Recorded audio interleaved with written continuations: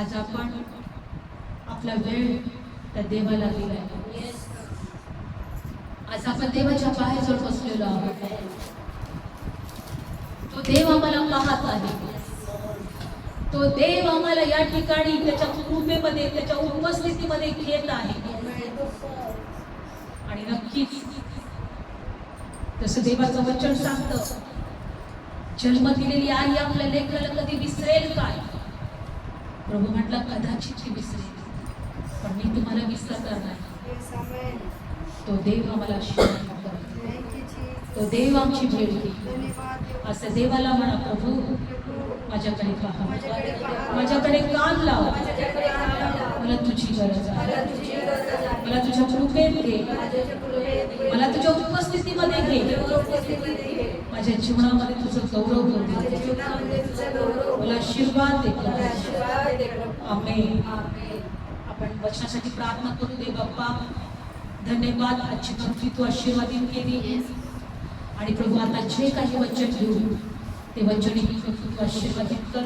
वचनाद्वारे आम्हाला स्पर्श कर. वचनाद्वारे आमच्याशी बोल.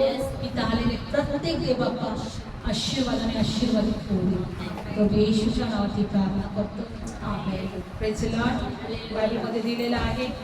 आज आपण या ठिकाणी देवासाठी एकत्र आलो, हो ना?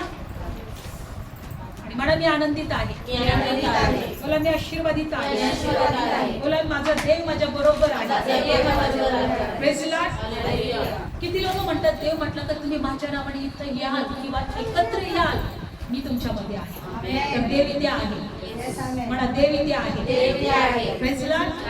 आणि बायबलमध्ये दिलेलं आहे का देवाचं एकही वचन व्यर्थ नाहीये. देवाचं एकही वचन तुम्हाला माहिती आहे, बायबलमध्ये दिलंय की प्रभू म्हणतो की जसा पाऊस पृथ्वीवर पडतो. किती लोकांना माहिती पाऊस पृथ्वीवर पडतो की नाही? आज पावसाळा चालू आहे की नाही? सगळीकडे पाऊस आणि पाऊसच चालू आहे. पण पाऊस पृथ्वीवर पडल्यानंतर बघा सगळी जमीन हिरवीगार होते की नाही? जिथे कुठे काटे किंवा जिथे कुठे काही खडक असतात किंवा जिथे काही पेरलं नाही तिथं गवत किंवा काटे कुठेतरी उगवतात की नाही? असं कोणतं ठिकाण आहे का पाऊस पडल्यानंतर तिथं एकदम वाढलेलं गवतच राहतं किंवा तिथं असं अशी कोरडी माती राहते? पाऊस पडलं तरी ती माती कोरडी आहे किंवा पाऊस पडलं तरी तिथं काहीच गवत उगवत नाही किंवा वाळलेलंच गवत दिसते. असं कुठं तुम्हाला पाहिलं का तुम्ही? नाही. देवाचं वचन सांगतं की जसं त्या आकाशातून पाऊस पडतो पृथ्वीवर आणि मग झाडपाला उगवतं किंवा जो कोणी काही पेरतो त्या पेरणाऱ्याला पीक उगवून देतो, तसं बायबलमध्ये दिलंय. परमेश्वर म्हणतो की माझ्या मुखातून जे वचन निघेल आणि ते तुम्ही ऐकाल, ते वचन तुमच्या जीवनात आशीर्वाद तुम्हाला दिल्या वाचून राहणार नाही. Praise lord. हालेलुया. बघा पावसाची उपमा देवाने इथं दिलेली आहे. काढूया आपण वचन, यशायाचं पुस्तक 55 अध्याय. देवाने इथं पाऊस सांगितलेला आहे. का? कारण पाऊस पडल्यानंतर काही ना काहीतरी उगवतं. बी पेरलं तर पीक पाणी येतं, किंवा जिथं काहीच पेरलं नाही तिथं गवत तरी येतं, किंवा काटे कुसळे तरी उगवतात, झाडपाला तरी उगवतं, काहीतरी उगवल्याशिवाय राहत नाही. तसं देवाच्या मुखातून निघणारं वचन आहे. यशायाचं पुस्तक 55 अध्यायामध्ये आपण पाहूया. काढलं सर्वांनी? 10वं वचन वाचत आहे. तर आकाशातून जसा पाऊस पडतो, जसे ही उतरून येते आणि ती त्याकडे परत जात नाही, परंतु भूमी भिजवतात आणि ती झाडपाला उत्पन्न करील आणि अंकुर फुटवील, असे करून पेरणाऱ्याला बीज आणि खाणाऱ्याला अन्न देतात. तसेच जे माझे वचन माझ्या मुखातून निघते ते होईल. ते माझ्याकडे रिते परत येणार नाही, परंतु ते जे मी इच्छितो ते पूर्ण करेल आणि ज्यासाठी मी पाठवलं आहे ते साधेल. Praise lord. हालेलुया. पावसाप्रमाणे देव निघला. बायबल सांगतं की पाऊस जसं भूमीवर पडतं, झाडपाला उत्पन्न करतं, अंकुर फुटविल असं करतं, पेरणाऱ्याला बीज आणि खाणाऱ्याला अन्न देतो, तसं माझ्या मुखातून जे वचन निघेल ते माझ्याकडे रिकामं येणार नाही. आज ह्या बायबल मध्ये देवाने आम्हाला वचन दिलेले आहे का मी तुला आशीर्वाद देईनच देईन, मी तुला आरोग्य देईनच देईन, मी तुझी प्रार्थना ऐकेन, मी तुझ्या हर एक इच्छा पूर्ण करेन, मी तुझा देव आहे, मी तुला सोडणार नाही, मी तुझे अश्रू पुसेन, मी तुझं दुःख आनंदात बदले, तू माझा अनुभव घेऊन पहा, मी किती चांगला आहे, मी तुझ्यावर प्रेम करतो, माझ्या डोळ्यातल्या बुद्धल्याप्रमाणे मी तुम्हाला सांभाळतो, माझ्या हातावर तुमची नावं मी कोरलेली आहे, एकही नाव मी तुमचं विसरत नाही. तुम्ही जिथे तेव्हा माझ्याकडे येता, मी तुम्हाला पाहतोय आणि मी तुम्हाला आशीर्वाद दिल्या वाचून राहणार नाही. हे देवाचं वचन आहे. प्रभू म्हणतो माझ्या मुखातून निघणारा प्रत्येक वचन हे माझ्याकडे रिक्त येणार नाही. पावसाप्रमाणे. कशाप्रमाणे? पावसाप्रमाणे. आज आम्ही प्रत्येक लोक बघा, 1 महिना पाऊस पडला नाही तर आम्ही प्रत्येक पावसाकडे, त्या ढगाकडे, आकाशाकडे बघत होतो, देवाला म्हणत होतो, देवा पावसाळा सुरू झाला, 1 महिना झाला पण पाऊस पडत नाही, पाऊस पडत नाही. आज किती दिवस झाले? 1 महिना होऊन गेला. जून महिन्यामध्ये 1 तारखेलाच आम्ही पावसाची वाट पाहतो की नाही? तुम्ही देवाच्या वचनाची वाट पाहता का? Praise Lord. देवाच्या वचनाची वाट पाहता का? आज म्हणा, प्रभू माझा विश्वास आहे, जर तू म्हटलंय की पाऊस पडल्यानंतर भूमीला भिजवतो आणि भूमी सगळं काही उगवते, तर तुझ्या मुखातून येणारा प्रत्येक वचन तुझ्याकडे रिक्त परत जाणार नाही, ते कार्य केल्या वाचून ते राहणार नाही. मला माहिती आहे माझ्याकडे देवाची वचनं आहेत. भलेही कधी कधी तुमच्या जमिनीमध्ये पीक तुमच्या मनासारखं होणार नाही, थोडंफारच होईल, पण तरीही तुम्ही मागच्या वर्षी पुढच्या वर्षी पेरणारच, तरीही तुम्ही आशा करणारच, तरीही तुम्ही म्हणणार नाही आज भरपूर पीक येणार, हो की नाही?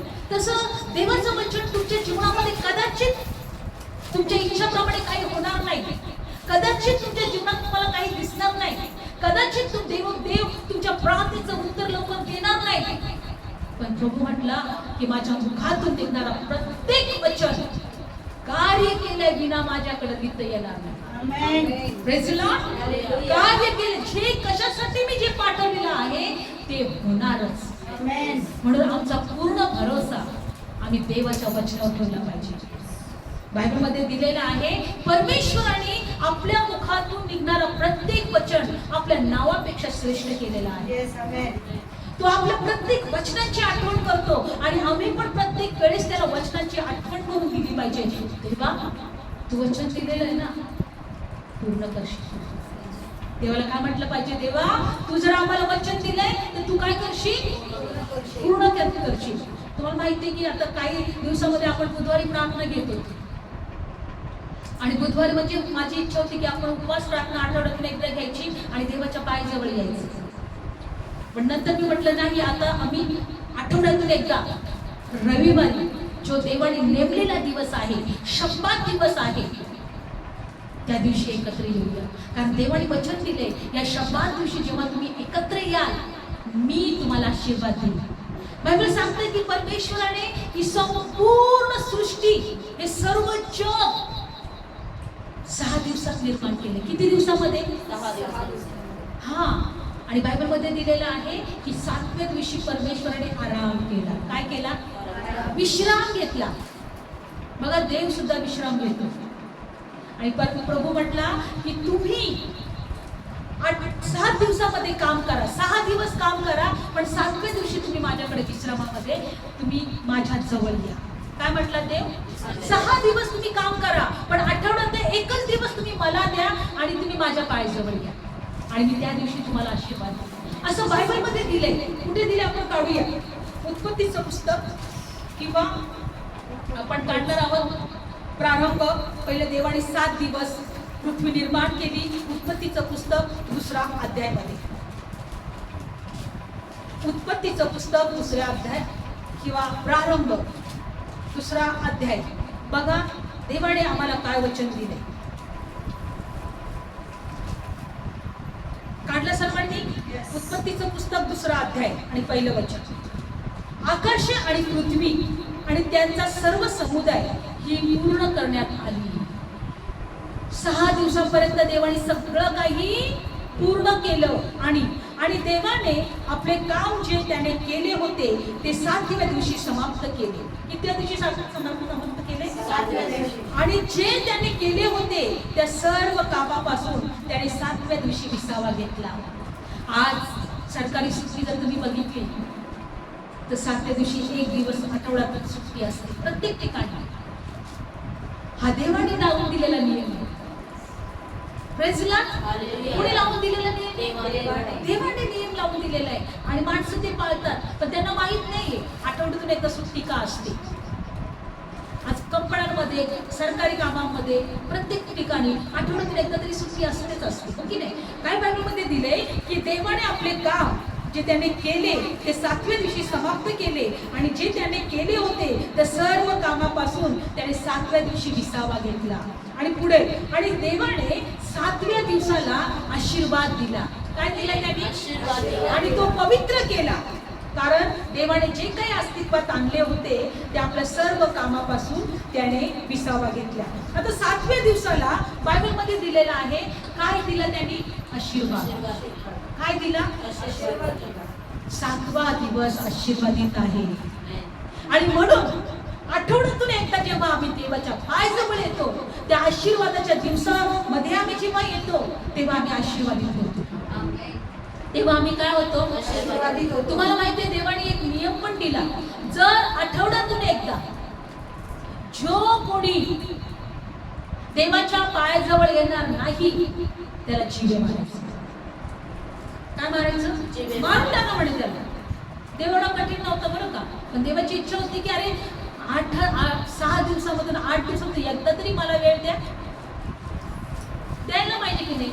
ज्या देवाने आम्हाला निर्माण केलं, ज्या देवाने आम्हाला जगामध्ये घेऊन आला, जो देव आम्हाला सांभाळतो, जो देव आमची काळजी घेतो, जो देव आम्हाला चांगलं आरोग्य देतो, जो देव आम्हाला चांगले हातपाय, तोंड, नाक, डोळे सगळं काही चांगलं व्यवस्थित दिलेलं आहे. आम्ही चांगलं जेवण करावं म्हणून तो आम्हाला शक्ती देतो.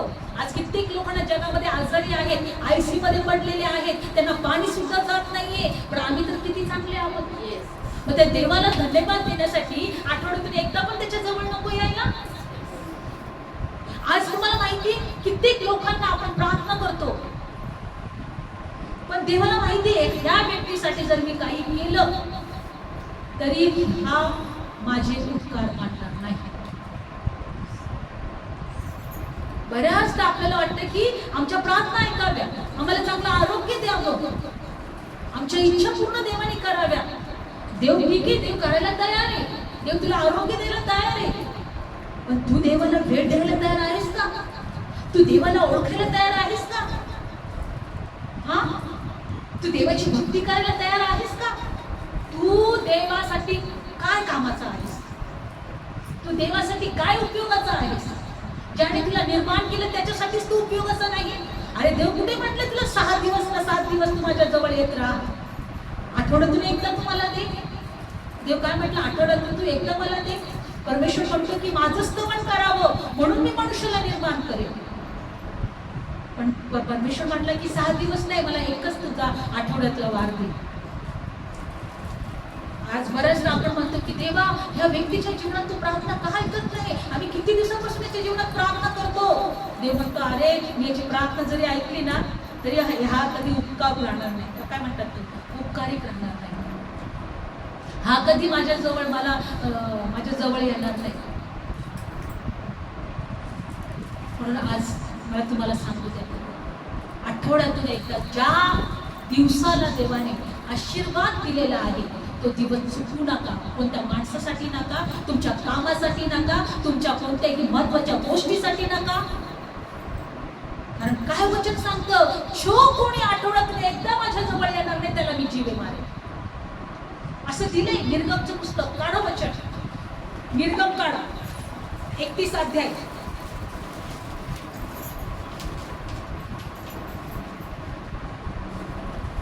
निर्गम 31 अध्याय.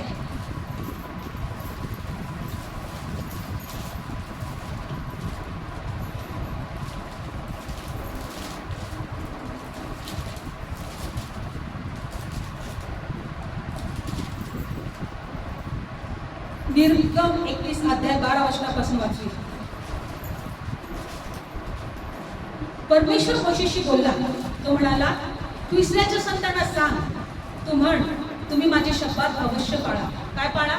शब्दात. कारण तुमच्या पिढ्यानपिढ्या आणि माझ्यामध्ये तुमच्यामध्ये ही गुण आहे, हे चिन्ह आहे.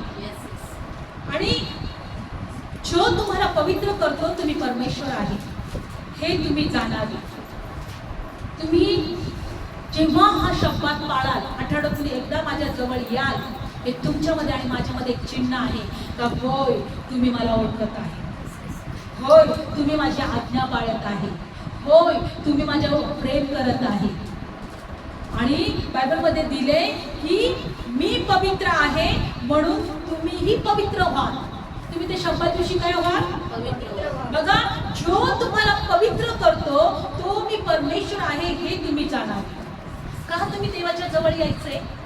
कारण तुम्हाला हे ओळखता आलं पाहिजे, हे तुम्हाला समजलं पाहिजे की जो तुम्हाला पवित्र करतो तो मी देव आहे.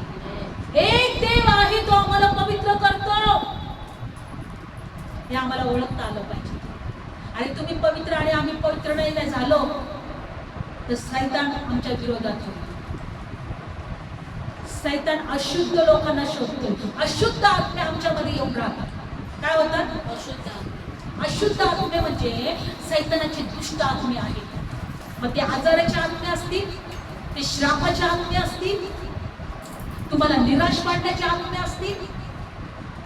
म्हणून जेव्हा तुम्ही देवाच्या जवळ येता तुम्ही ओळखता का एक देव आहे तो मला पवित्र करतो. कारण देव म्हटला का मी 6 दिवस सर्व सृष्टी निर्माण केली, 7व्या दिवशी मी आराम केला आणि त्या दिवसाला मी काय दिला? आशीर्वाद दिला. जर तुम्ही आशीर्वादित आहात, जर तुम्ही पवित्र आहात तर तुम्ही आशीर्वादित पण आहात. प्रेसला. जर तुम्ही पवित्र आहात म्हणून बायबल सांगतं तर एक देव आहे तो आम्हाला पवित्र करतो, त्या देवाजवळ आम्हाला आलं पाहिजे.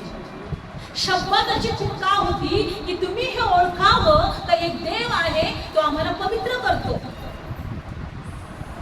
आम्हाला शुद्ध करतो, आम्हाला स्वच्छ करतो.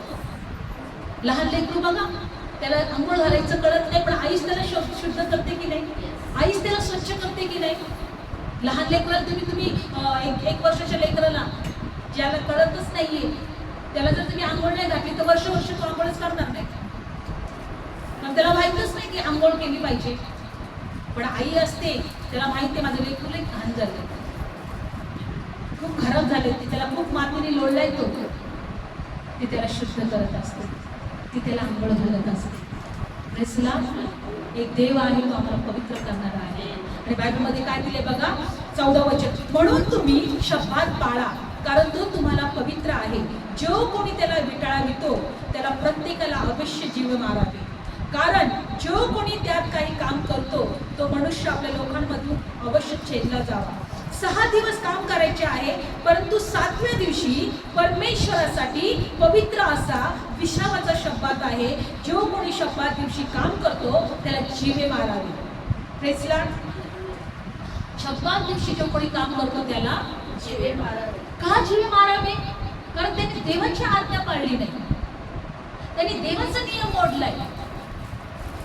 आणि बायबल सांगतं की सैतान तुम्हाला नेहमी अडखळणार, सैतान तुमचे मार्ग अडवणार, सैतान तुम्हाला कंटाळा आणणार, सैतान तुमच्या जीवनामध्ये आज नाही, घरामध्ये वातावरण चांगलं नाही, माझं मूडच नाहीये, माझं टेन्शन आहे माझ्या जीवनाला, बाई जाऊच नको असं वाटतं की जावंच नाही. काही ना काहीतरी अडखळणं तुमच्या जीवनात येणारच.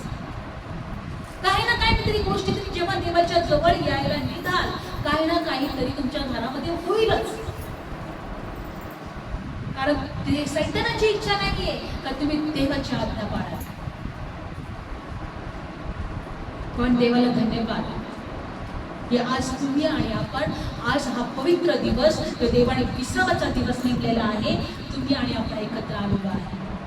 देवाची इच्छा आहे की तुम्ही एकत्र याल, आणि जेव्हा तुम्ही तुम्हाला जो पवित्र करतो त्याला ओळखाल, आणि तुम्ही जेव्हा आशीर्वादित व्हाल.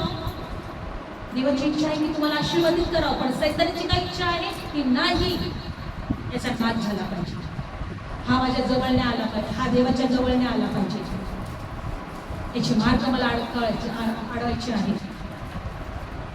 म्हणून एक लक्षात ठेवा, बायबलमध्ये दिले की आज जगामध्ये असे कित्येक लोक आहेत, ते काय करतात माहिती का? ते नेहमी देवाच्या वचनाच्या विरोधात वागायचा प्रयत्न करतात. का करतात? कारण त्यांना कोण सांगतो? सैतान सांगतो. जर देव सांगत असेल तुम्ही माझ्या जवळ या, तो सांगतो नका जाऊ. तर बायबल काय सांगतं की परमेश्वर म्हणतो मी आलोय तुम्हाला जीवन आणि विपुल जीवन द्यायला, पण चोर येतो चोरी, घात आणि नाश करायला. मी नेहमी सांगत असते की देवाकडे तुमच्यासाठी खूप अद्भुत आशीर्वादाच्या योजना आहेत, पण सैतानाकडे पण तुमच्यासाठी नाश करायच्या योजना आहेत. काय करायची योजना आहे? आणि तो नेहमी काय करतो? तुम्हाला त्याच्या विरोधात, देवाच्या विरोधात वागायला सांगतो. बायबलमध्ये दिले की परमेश्वर पूर्वी आपल्या लोकांसाठी स्वर्गातून मानना टाकत होतं, कारण ते प्रवासाच्या काळामध्ये होते. ते एका मोठ्या नगरामध्ये, एक मोठ्या आशीर्वादाच्या भूमीमध्ये परमेश्वर त्यांना घेऊन जात होता. एका देशाला, एक लक्षात ठेवा, कान देऊन ऐका.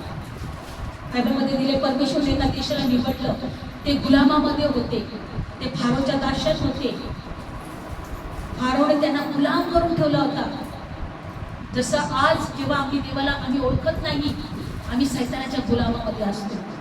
सैतान म्हणाले अरे याच्याशी भांडणं कर, आम्ही भांडणं करतो. अरे सैतान म्हणाले अरे याच्याशी त्याच्या कानाखाली लाव, आम्ही कानाखाली लावतो. सैतान म्हणाले अरे सगळ्या चुकीच्या वाईट गोष्टी कर, आम्ही ते करतो. म्हणजे सैतानाचं गुलाम. पण देवाने जसं इस्रायल लोकांना त्या बाहेर काढलं त्या फारोच्या गुलामातून, तसं देवाने आज सुद्धा त्या सैतानाच्या बंधनातून आम्हाला बाहेर काढलं. पण बायबल सांगतं की इस्रायल लोकांना देवाने एका कनान राष्ट्रामध्ये, दूधमध वाहण्याच्या देशामध्ये घेऊन चालला होता. देव म्हटला की मी तुमचा देव आहे, मी तुम्हाला चांगल्या देशात घेऊन जाईल आणि तिथं मी तुम्हाला सांभाळेल. मी तिथं दूधमध वाहण्याचा देश आहे, तिथं तुमच्यावर कोणी राजा असणार नाही, तुम्हाला कोणी गुलामात ठेवणार नाही, तिथं सगळं काही आशीर्वादाचं असेल. पण 40 वर्ष लागले त्या देशापर्यंत पोहोचायला. 11 दिवसाचा प्रवास होता. किती दिवसाचा? का 40 वर्ष लागले माहितीये? कारण की या लोकांमध्ये विश्वासच नव्हता. ते थोडं पुढं चालले का देवाशी कुरकुर करायचे, देवा आम्हाला हेच नाही, देवा आम्हाला तेच नाही, किंवा आपसात भांडणं करायची. कोणत्या ना कोणत्या गोष्टीसाठी ती कुरकुर करतच राहायची. ते म्हणत नव्हते की माझा देव माझ्या बरोबर आहे आणि माझा परमेश्वर मला आशीर्वादाच्या देशात घेऊन चालला. आज जर तुम्ही रोज देवावर विश्वास ठेवून जगाल तर खूप लवकर आशीर्वाद मिळणार. पण जर तुम्ही देवाच्या विरोधात कुरकुर केली, विश्वास दाखवला, हो, परिस्थिती तुमच्या विरोधात असणार, तुमच्या मनासारख्या काही काही गोष्टी होणार नाही, पण एकच म्हणायचं, माझा देव आहे, तो सर्व इच्छा पूर्ण करेल, तो सर्व माझ्या प्रार्थनेचं उत्तर देईल. निराश होऊ नका, दुःखी होऊ नका. मला तुम्हाला सांगायचे, तर हे लोक जेव्हा प्रवासाच्या काळामध्ये होते, तुम्हाला माहिती आहे, त्यांना शेती करायची गरज नव्हती, त्यांना पीक पाणी पिकवायची गरज नव्हती. परमेश्वर स्वतः त्यांना सांभाळत होता आणि स्वर्गातून मानना त्यांना पाठवत होता. कुठून पाठवत होता? स्वर्गातून मानना पाठवत होता. आणि परमेश्वराने त्यांना सांगितलं, हे बघा, मी तुम्हाला सांगितले ना, शब्दात दिवशी तुम्ही माझ्याजवळ यायचं, आठवड्यातून एकदा तुम्ही काही काम करायचं नाही, तुम्ही माझ्याजवळ यायचं. आणि म्हणून बायबल सांगतं की 6 दिवस स्वर्गातून परमेश्वर स्वर्गदूतांची भाकर पाठवत होता, मानना पाठवत होता. काय पाठवत होता? माननाचा वर्षाव करत होता. आणि सगळे लोक ते यायचे, तो मानना गोळा करायचे आणि ते उदळमध्ये ते त्याचं पीठ करायचा आणि त्याच्या भाकरी करून ते खायचे. पण देवाने सांगितलं का 7व्या दिवशी तुम्हाला काही मिळणार नाही. 6व्या दिवशी तुम्हाला काय करायचंय? 7व्या दिवसाचं पण तुम्हाला गोळा करून ठेवायचं. पण लोक काय ऐकतात? ऐकतीचे लोक होते. बायबलमध्ये दिलंय, तुम्हाला माहितीये, 7व्या दिवशी पण ते गोळा करायला जायचे. देवाने सांगून पण प्रेझला असं दिले वचनामध्ये. काढूया ते वचन, कुठे आहे? निर्गम 16 अध्याय. बघा, 7व्या दिवशी सुद्धा ते गोळा करायला जायचे. निर्गम 16 अध्याय. बघा, देव आपल्याला काहीतरी शिकवतोय, लक्षपूर्वक ऐकूया. निर्गम 16 अध्याय. निर्गम 16 अध्याय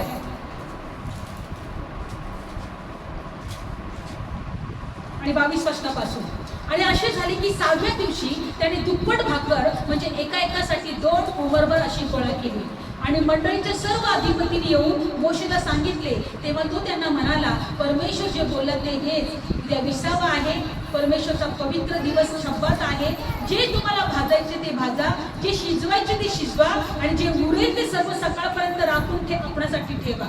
मग मोशेने आज्ञा दिल्याप्रमाणे त्यांनी ते सकाळपर्यंत ठेवले, त्याची घाण आणि वास पण सुटला नाही. मग 25 वचन. मग मोशेने म्हटले, आज ते खा, कारण आज परमेश्वराचा शब्बात आहे. आज ते रानात तुम्हाला मिळणार नाही. 6 दिवस गोळा करा, परंतु 7वा दिवस शब्बात आहे, त्यात ते असणार नाही. मग असे झाले की 7व्या दिवशी लोकातले काही जण ते गोळा करायला बाहेर गेले, पण त्यांना मिळाले नाही. लक्षपूर्वक ऐका. सांगितलं होतं की 6 दिवस तुम्ही गोळा करा, 7व्या दिवशी तुम्हाला काही नाही मिळणार. पण तरी पण काही लोक 6 दिवस गोळा केले आणि 7व्या दिवशी पण 27 वचन बघा, ते 7व्या दिवशी काही लोकातले जण गोळा करायला बाहेर गेले आणि त्यांना काहीच मिळालं नाही. म्हणजे मनाप्रमाणे वागायसाठी, मनाचा हट्ट पूर्ण करण्यासाठी लोक सोडत नव्हते. नाही, मी असंच करतो, जाऊनच बघत बघू 7व्या दिवशी पडते की नाही. आणि देवाने सांगितले तुम्हाला 6 दिवस गोळा करा, 7व्या दिवसाचं पण गोळा करा. पण नाही, बघू दे तर खरं, जाऊन बघू दे पडतं का. म्हणजे काय देव म्हणतो की नाही, देवाने काही जरी सांगितलं ना, नाही नाही असं आहे, मी तसंच करेल. तुम्हाला काय माहिती मला किती कामं येते, तुम्हाला काय माहिती मला किती टेन्शन आहे. आज लोक सुद्धा तेच करत आहेत. देवाच्या आज्ञा काय करत आहेत ते मोडत आहे. आणि बघा काय झालं मग 28. मग परमेश्वर मोशेशी बोलला, माझ्या आज्ञा माझे नियम पाळायचे तुम्ही कुठपर्यंत नाकारता.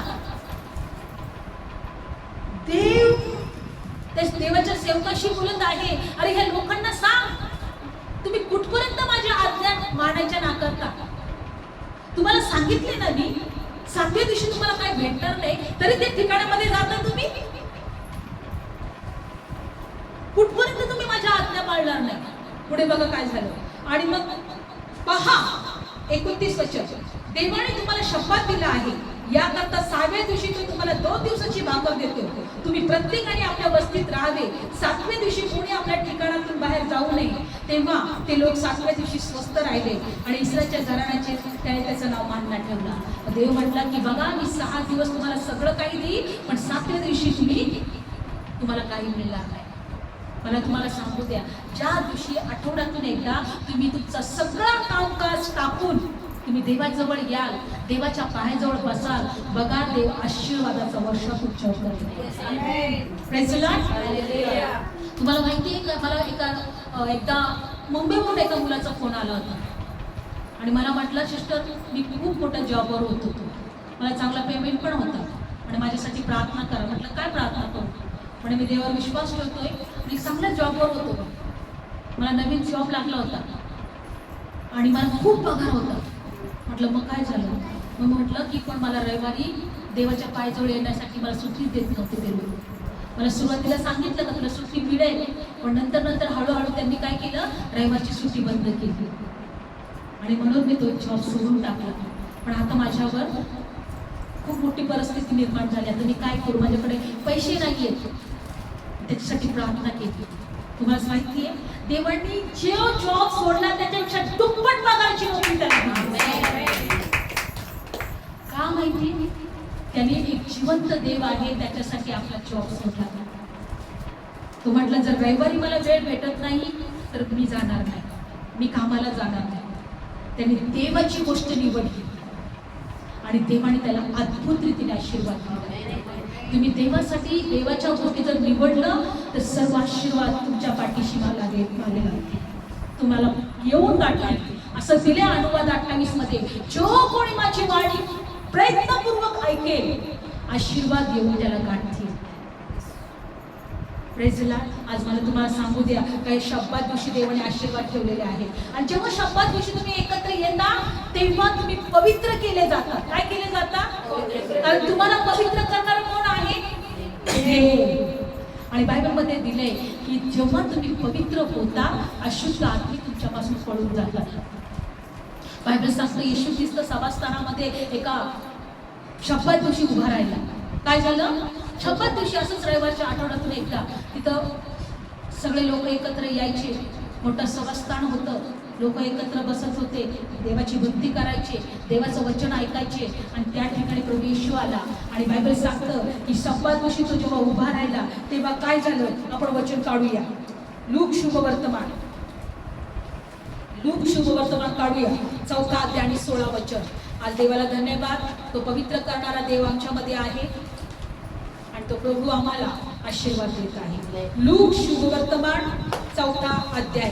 शब्दात दिवशी जेव्हा प्रभू येशू ख्रिस्त देवाचं वचन सांगू लागला तेव्हा काय झालं? लूक शुभवर्तमान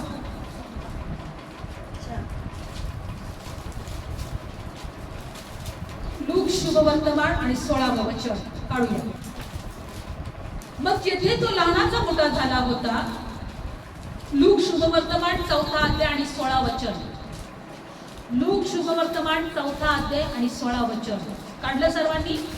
मग येशू मग जिथे लहानाचा मोठा झाला होता तेथे तो नासरेत या गावामध्ये आला आणि आपल्या रीतीप्रमाणे शब्दात दिवशी सभास्थानामध्ये जाऊन तो वाचायला उभा राहिला. Praise the Lord. हालेलुया. येशू काय करायला उभा राहिला? वाचायला उभा राहिला, देवाचं वचन सांगायला उभा राहिला. Praise the Lord. आणि बायबलमध्ये दिले शब्दात दिवशी. कोणता दिवस होता तो वाचायला उभा राहिला. 17 वचन. तेव्हा यशाया भविष्यवक्ताचं पुस्तक त्याला देण्यात आले आणि मग त्याने ते पुस्तक उघडून ते स्थळ काढले आणि तो म्हटला 18 वचन की प्रभूचा आत्मा माझ्यावर आहे, कारण गरिबांना शुभवर्तमान सांगायला त्याने मला अभिषेक केला आहे. पाडवल्यांची सुटका, आंधळ्यांना दृष्टी गाजवायला, ठेचलेल्यांना मोकळं करायला आणि प्रभूचे मान्य वर्ष गाजवायला त्याने मला अभिषेक केला आहे. Praise the Lord. बायबल सांगतं की बघा ह्या ठिकाणी प्रभू येशू ख्रिस्त जेव्हा सभास्थानामध्ये उभा राहिला, प्रभू येशू म्हटला की माझ्यावर देवाचा आत्मा आहे. काय आहे? देवाचा आत्मा. गरीब लोकांना किंवा जे दीन लोक आहेत, जे विश्वास ठेवणारे आहेत, त्यांना शुभ वर्तमान मला सांगायचं आहे. काय शुभ वर्तमान सांगायचे? की जे ठेचलेले आहेत त्यांना मोकळे करायचे, जे त्रासात आहेत, आजारात आहेत, दुःखात आहेत, सैतानामध्ये बांधलेले आहेत, त्यांना मला मोकळं करायचं. आणि बायबल सांगतं पुढं काय म्हटलं प्रभू, की जे अंधळे आहेत त्यांना दृष्टी द्यायला, जे पाडाव केलेले आहेत त्यांना मोकळे करायला आणि प्रभूचं मान्य केलेलं वर्ष गाजवायला मला अभिषेक केला आहे. आणि तुम्हाला सांगते अजून एक वचन काढूया, मत्ते शुभवर्तमान, मार्क शुभवर्तमान. या ठिकाणी बायबल सांगतं की प्रभू येशू ख्रिस्त जेव्हा सभास्थानामध्ये उभा राहिला तेव्हा एक हात वाढलेला मनुष्य बरा झाला. मार्क शुभवर्तमान 3 अध्यायामध्ये काढूया वचन. मार्क शुभवर्तमान 3 अध्याय. आणि बायबल सांगतं की शब्दात दिवशी जेव्हा प्रभू किंवा आपण बघत दुष्ट आत्मे पळून जात होते. मार्क शुभवर्तमान 1 अध्याय काढूया, 1 अध्याय. मग तो कफरनाहूम गेला आणि लागलं शब्दात दिवशी सभास्थानामध्ये शिकू लागला. काय करू लागला तो? म्हणा देवाचं वचन सांगू लागला. काय करू लागला? तेव्हा त्याच्या शिकवणीवरून ते थक्क झाले, कारण अधिकार असल्यासारखे त्याने त्यांना शिकवले, शास्त्रांसारखे शिकवले नाही. आणि लागलेच अशुद्ध आत्मा लागलेला असा एक माणूस त्या सभास्थानात होता. तो ओरडला आणि तो म्हणाला, येशू नासरीत करा, आमचा तुझा काय संबंध? तू आमचा नाश करायला आलास काय? तू कोण आहे हे मला ठाऊक आहे, देवाचा पवित्र तो तूच आहे. येशू त्याला धमकावून म्हणाला, उगाच राहा, याच्यातून निघ. तेव्हा अशुद्ध आत्मा त्याला पिळून मोठ्याने वरडून बाहेर निघाला. आणि तेव्हा ते सर्व थक्क झाले, एकमेकांना विचारित म्हणाले ही नवीन शिकवण की अशुद्ध आत्म्यांना अधिकाराने आज्ञा देतो आणि ते त्याची आज्ञा पाळतात. लक्षपूर्वक ऐका. जेव्हा प्रभू सभास्थानामध्ये लोकांना देवाचं वचन शिकवू लागला, लोकांमध्ये अशुद्ध आत्मे निघून गेले. काय निघून गेले? बघा, मी तुम्हाला सांगितलंय पवित्र करणारा देव आहे, तेव्हा तुम्ही पवित्र केले जातात. पण अशुद्ध आत्मे तेव्हा तुमच्यातून निघून जातात. Praise Lord. बघा, या ठिकाणी एक अशुद्ध आत्मा लागलेला मनुष्य होता आणि प्रभू येशू ख्रिस्त सभास्थानामध्ये आला आणि प्रभू येशू देवाचं वचन शिकू लागला. दुष्ट आत्मे निघून जाऊ लागले. तुम्हाला माहिती, ज्यावेळेस आम्ही देवाच्या जवळ येतो दुष्ट आत्म्यांना आम्ही पाहू शकत नाही. जसं आम्ही देवाला पाहू शकत नाही तर दुष्ट आत्म्यांना पण पाहू शकत नाही. पण ते दुष्ट आत्मे तुम्हाला छळण्यासाठी, तुमचा नाश करण्यासाठी, तुम्हाला श्रापात ठेवण्यासाठी, तुम्हाला गरिबीत ठेवण्यासाठी, तुमच्या घरात भांडण करण्यासाठी, तुमच्या घरात अशांती करण्यासाठी तुमच्या जवळ आसपास असतात. आणि मग तुम्हाला नाश करायचा प्रयत्न करतात. पण जेव्हा सभास्थानामध्ये येतात ते दुष्ट आत्मे पळून जातात. काय होऊन जातं? पळून जातात. म्हणून बायबल सांगतं की देव म्हटलं तुम्ही माझ्या जवळ या. प्रभू येशू जेव्हा सभास्थानामध्ये शब्दात दिवशी उभा राहिला, देवाचं वचन सांगू लागला, दुष्ट आत्मे पळून जाऊ लागले, ओरडत पळून जाऊ लागले. आणि म्हणून आज सर आम्ही आठवड्यातून एकदा देवाच्या पायाजवळ जेव्हा येतो तो आम्हाला पवित्र करतो. आणि अशुद्ध आत्मे जे आम्हाला छळण्यासाठी, आम्हाला गरिबीत ठेवण्यासाठी, आम्हाला आजारात ठेवण्यासाठी, आम्हाला दुःखात ठेवण्यासाठी, आमच्यासाठी षड्यंत्र रचण्यासाठी जे आमच्या आजूबाजूला असतात ते पळवून जातात. आणि बायबल सांगतं, देव म्हटलं मी आठवडाभर मग तुम्हाला सांभाळ, जेव्हा तुम्ही माझ्या पायाजवळ या. एका वचनात दिलंय, तुम्ही देवाजवळ या म्हणजे मी तुमच्या जवळ येतो. आज जेव्हा आम्ही देवाजवळ येतो तेव्हा देव आमच्या जवळ येतो. आणि जेव्हा देव आमच्या जवळ येतो त्या अशुद्ध आत्मे आमच्यातून निघून जातात. म्हणून देव म्हटलं की माझ्या मुखातून निघणारा प्रत्येक वचन कार्य केलेले राहणार नाही. फक्त एकच म्हणा, प्रभू मी तुझ्या मुखातल्या प्रत्येक वचनावर विश्वास ठेवतो. जसा पाऊस भूमीवर पडल्यानंतर त्या भूमीला काहीतरी उगवल्याशिवाय राहत नाही, झाडपाला उगवल्याशिवाय राहत नाही, पेरणाऱ्याला बीज आणि खाणाऱ्याला अन्न देतं, तसं देव म्हणतो की माझ्या मुखातून निघणारा प्रत्येक वचन कार्य केले विना राहणार नाही. जर देव म्हणते की मी तुम्ही माझ्या जवळ याल, मी तुम्हाला पवित्र करेन, अशुद्ध आत्मे निघून जातील आणि तुमच्या जीवनामध्ये मी आशीर्वादाचा वर्षाव करेन, तर नक्कीच आशीर्वाद तुमचे आहे, नक्कीच आशीर्वाद आमचे आहे. फक्त देवाला म्हटलं पाहिजे की प्रभू मला तुझी गरज आहे. आज जर तुमच्या जीवनामध्ये त्रास असतील, आज तुमच्या जीवनात आजार असतील, आज तुम्ही सैतानाच्या बंधनामध्ये बांधलेले असाल, तरी प्रभू येशूच्या नावात मोकळे केले जाल, कारण तुम्ही देवाला मान दिलेला आहे. आज तुम्ही देवावर विश्वास ठेवलेला आहे. आज तुम्ही देवाच्या पायाजवळ आलेले आहात. Praise Lord. 6 दिवस प्रभूने सर्व निर्माण केलं आणि 7व्या दिवशी विसावा घेतला आणि त्या विसाव्याच्या दिवसाला देवाने आशीर्वाद दिला. काय दिला? म्हणून त्या आशीर्वादाच्या दिवशी आपण देवाच्या पायाजवळ आलो पाहिजे आणि मग आशीर्वाद तुमचे आहे. आशीर्वाद तुमचे आहे. Praise Lord. मी म्हटलं आशीर्वाद तुमचे आहे, कारण आशीर्वादाच्या दिवशी तुम्ही देवाच्या जवळ बसता. प्रार्थना करा, डोळे बंद करूया. धन्यवाद येशू. देवा, शब्दात दिवस, विसाव्याचा दिवस, आणि तुझ्या लेकराने तुझ्या पायाजवळ बसलेले आहे. तुझं वचन त्यांनी ऐकलेलं आहे. आम्ही पाहिलं का येशू सभास्थानामध्ये शब्दात दिवशी गेला आणि देवाचं वचन तो सांगू लागला आणि अनेक ज्यांना अशुद्ध आत्मे लागले होते, ज्यांना अशुद्ध आत्मे लागले होते, ते पळून निघून गेले. अशुद्ध आत्म्याने देवाची वाणी ऐकली आणि ते पळून निघून गेले. आज जर तुझ्या लेकरांच्या विरोधात जे अशुद्ध आत्मे दे बाप्पा, त्यांना त्रासात ठेवणारे आत्मे, त्यांना बंधनात ठेवणारे आत्मे, त्यांना निराशात ठेवणारे आत्मे, त्यांना आजारात ठेवणारे आत्मे, त्यांना श्रापात ठेवणारे आत्मे, येशूच्या नावात त्या सर्व दुष्ट आत्म्यांना आम्ही बांधतो, तोडतो आणि नाश करतो. प्रभू, आज दिवस मोकळा होण्याचा आहे. आजचा दिवस तुझ्या लेकरांना आशीर्वाद देण्याचा आहे. तुझ्या लेकरांना पवित्र करतो. अशुद्ध आत्मेत निघून जाऊ दे प्रभू. तुझ्या लेकरांना आशीर्वाद दे प्रभू. आज यांच्या विरोधात दुष्टाच्या युक्ती आणि योजना येशूच्या नावात बांधते, तोडते आणि नाश करते. कारण प्रभू तू म्हटला, मी तुम्हाला साप विंचू तुरवण्याचा अधिकार दिलाय, मी तुम्हाला वैराच्या सर्व शक्तीचा अधिकार दिलाय. तो अधिकार येशूच्या नावात आम्ही स्वीकारतो आणि येशूच्या नावामध्ये तुझ्या लेकरांच्या विरोधात हरेक दुष्ट आत्मे, हरेक दुष्ट आत्मे आम्ही नाश करतो. तुझ्या लेकरांच्या जीवनात बरकत दे, त्यांच्या तेला पिठाला बरकत दे, त्यांच्या शरीराला आरोग्य दे, त्यांना दीर्घ आयुष्य दे, त्यांच्या हाताच्या कामाला यश दे प्रभू. आमेन. त्यांच्या शेता पाण्यावर खूप आशीर्वाद पाठव. दे बाप्पा, आम्ही विश्वास ठेवतो. त्यांच्या लेकरांना आशीर्वाद पाठव. दे बाप्पा, आम्ही विश्वास ठेवतो. ज्या दिवशी तुझा पवित्र दिवस तू नेमला, तेव्हा ज्या दिवशी तुझी लोक एकत्र आले आणि देवा तू त्यांना आशीर्वाद दिला. हो, तू विसावा घेतला प्रभू. 6 दिवस सर्व काही तू निर्माण केलं आणि 7व्या दिवशी प्रभू त्या 7व्या दिवसाला तू आशीर्वाद दिला, तो पवित्र केला. आणि जो कोणी तुझ्या जवळ येतो तो पवित्र केला जातो आणि तो आशीर्वादित होतो.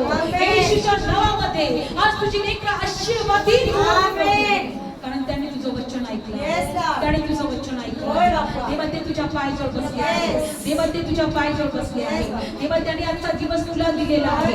हो, तुझ्या स्मरणाच्या पुस्तकात लिहिलं जाऊ दे, तुझ्या आठवणीसाठी देवा ते लिहिलं जाऊ दे आणि त्याचं प्रत्येक फळ तू त्यांना दे प्रभू. धन्यवाद येशू, धन्यवाद येशू, धन्यवाद येशू, धन्यवाद दे बाप्पा, धन्यवाद माझ्या राजा. देवा, तुझ्या लेकरांना स्पर्श कर. देवा, तुझ्या लेकरांना स्पर्श कर. डोळे बंद करूया, आपण देवाकडे पाहूया.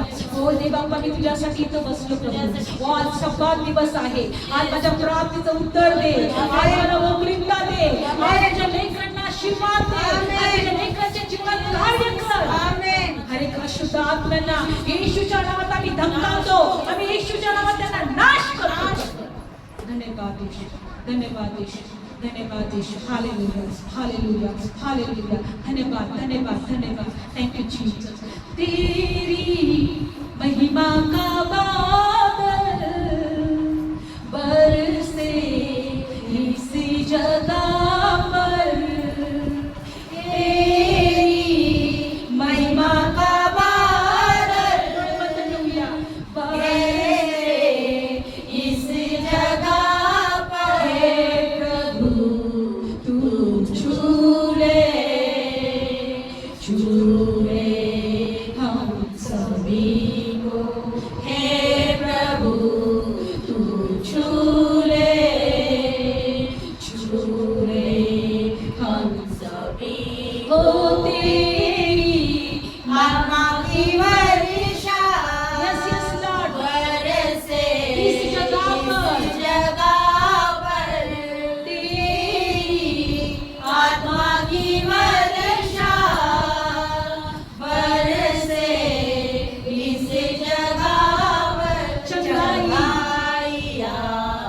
छुटकारा होवे यीशु के नाम से, चंगाइया छुटकारा होवे यीशु के नाम। हे प्रभु तू छू ले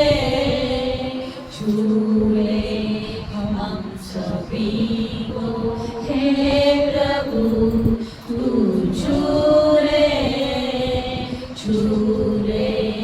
हम सभी को। तुझ्या लेकरांच्या घरात शांती असू दे, तुझ्या लेकरांच्या घरात तुझ्या आत्म्याची उपस्थिती असू दे, तुझ्या लेकरांच्या जीवनामध्ये परमेश्वर आशीर्वादांचा वर्षाव होऊ दे. तुझ्या लेकरांच्या घरामध्ये दे बाप्पा, हो परमेश्वर प्रत्येक व्यक्ती आशीर्वादित कर. त्यांच्या हर एक इच्छा पूर्ण हो. कोणी कर्जात राहणार तुझ्या लेकरांना देवा मस्तक कर पुस्तक देणारे बनव, पुस्तक घेणारे तुझ्या लेकरांना परमेश्वर दे बाप्पा. ओ मी तुझ्या धनवनाचे आशीर्वाद स्वीकारतो. कारण येशू तू म्हटला मी तुमच्यासाठी गरीब झालो, कारण माझ्या गरीब जीवनाद्वारे तुम्ही धनवान व्हावे. देवा तुझे धनवनाचे आशीर्वाद तुझ्या लेकरांच्या जीवनात बरकत स्वीकारते. धन्यवाद येशू. त्यांच्या पैशावर तुझा आशीर्वाद, त्यांच्या शेतावर तुझा आशीर्वाद, त्यांच्या घरामध्ये तुझा आशीर्वाद. धन्यवाद. सर्व गौरव तुला देतो. प्रार्थना येशूच्या नावात. आमेन.